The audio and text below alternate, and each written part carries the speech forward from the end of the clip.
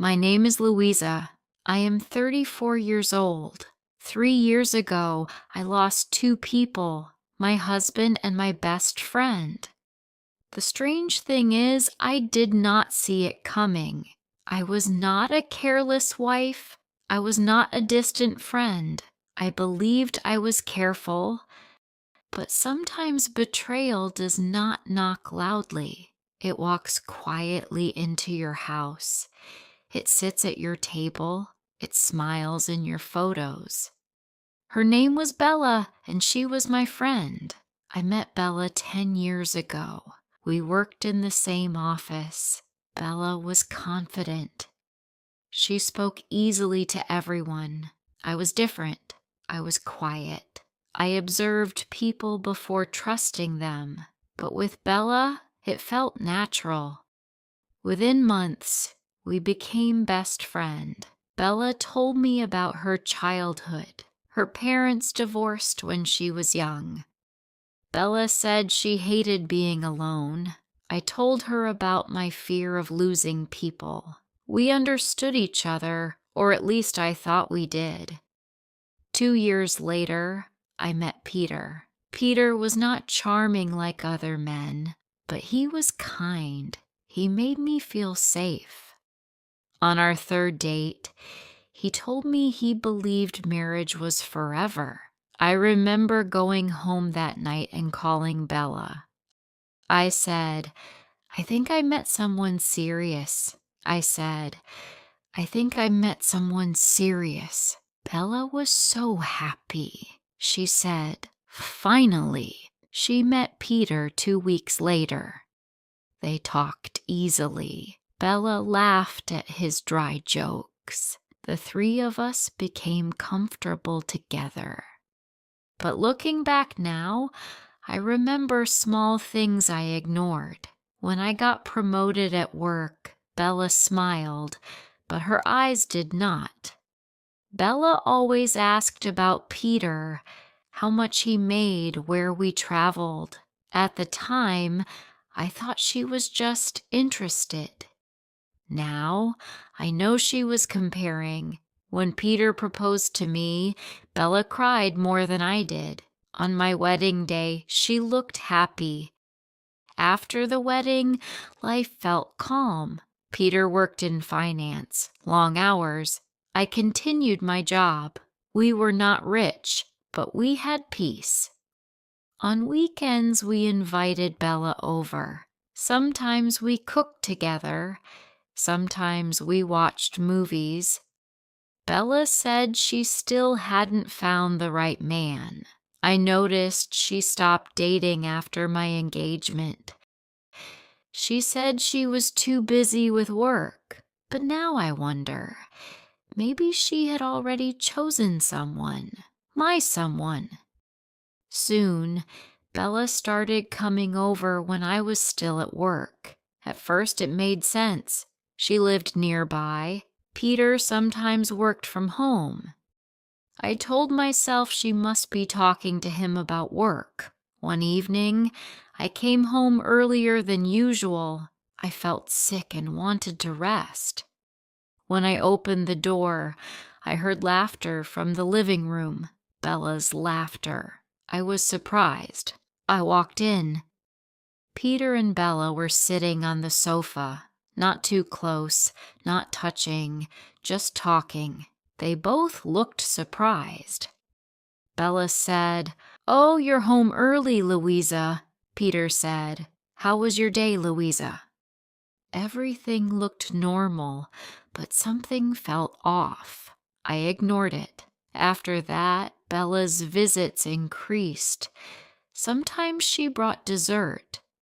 Peter was always kind to Bella. Bella started dressing differently when she visited. More fitted clothes, more perfume, more makeup. Once, I saw her touch Peter's arm. When I mentioned it to Peter, he said, "Louisa, she's your best friend.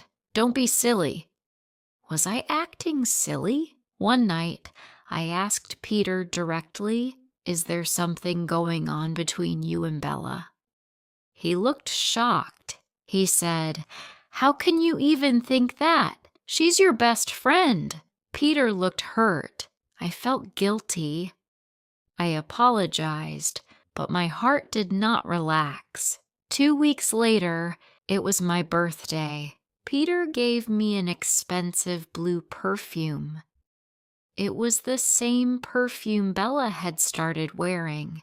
At the time, I thought it was strange.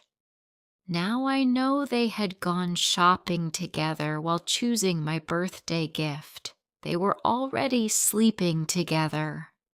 One afternoon, my meeting was canceled. I decided to surprise Peter with his favorite coffee. When I opened the front door, the house was quiet. No TV, no music. I walked upstairs. Our bedroom door was closed. I heard a whisper. My heart began to beat fast. I opened the door. Bella was adjusting her blouse. Her hair was messy. Peter was standing beside the bed, shirtless. My heart stopped. Peter's face turned white when he saw me. I did not scream. I did not throw anything. I simply said, "How long?" Bella began crying. She said, "It just happened. It was not planned." I said, "How long?" Peter said, 3 months. My heart broke. They tried to explain. They said Bella felt lonely. Peter felt stressed. They talked. They connected. They crossed a line one night when I was on a business trip. Peter said, "It was a mistake." I felt angry. I said, "Mistake? A mistake is forgetting keys. A mistake is sending the wrong email. This was a choice." That night, Bella left our house in tears. Peter stayed. He cried. He begged. He said he loved me. But I could not trust him anymore. If it were another woman, maybe I could fight. But this was my best friend. The woman who knew my fears. She did not just betray me. She knew exactly where to hurt me, and she did it anyway. The next morning, we sat in silence at the kitchen table. Peter looked broken. He said, "I will fix this." I said, "How?" He had no answer. I packed a small suitcase and moved into a small apartment near my office. The first night was painful. Bella tried calling me many times. I did not answer. Weeks later, she sent a message. "I never meant to hurt you." I read that sentence again and again. She never meant to hurt me, but she chose to sleep with my husband. She chose to come to my house. She chose to smile at my face while lying to me. She chose everything except honesty. That night, Peter asked to meet me one last time.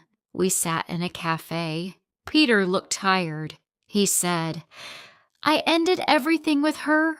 I want us back." I looked at him. I said, "You did not lose me in one moment. You lost me every time you chose silence instead of honesty. Every time you made me feel crazy for noticing. Every time you said I was silly, you lost me." Then he cried, but I did not care. The love was already gone. 2 months later, I filed for divorce. Bella moved to another city. Peter tried to contact me for a while. Eventually, he stopped. Life continued. Today, I am different, stronger, wiser. Last month, I heard Bella got engaged. Someone sent me the photo. She was smiling, wearing a ring on her finger.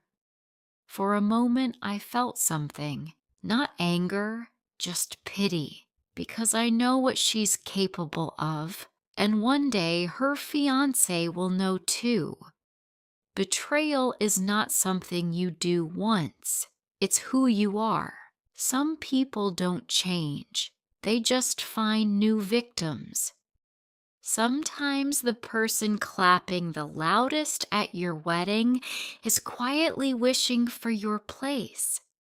I can survive betrayal. I can choose better people next time because trust is precious and I will never give it blindly again. Some people are not losses, they are lessons. And Bella was mine. She was my friend. And now she's my lesson.